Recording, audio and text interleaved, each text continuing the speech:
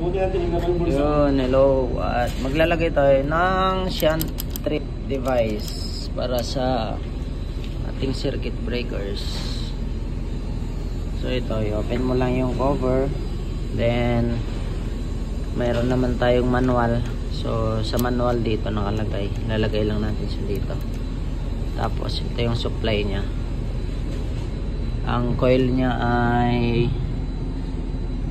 110 to 240 volt AC. So supplyan natin siya mamaya at i-test strip natin kung gagana tong shunt trip natin.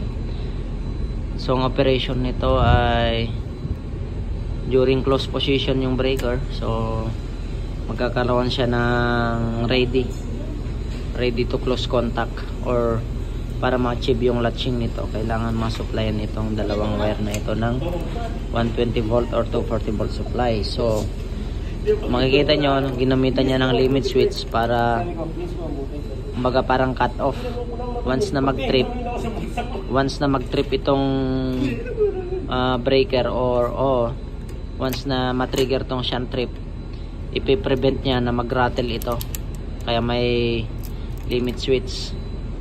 Ito yung pinaka cut off ng supply, kasi hanggat hindi nare-reset itong trip coming from the downstream, so tuloy-tuloy lang sa rattle ito, magaganyan yan. Kaya may limit switch, kaya para pag nag-trip siya, bitaw agad, hindi na mag-rattle.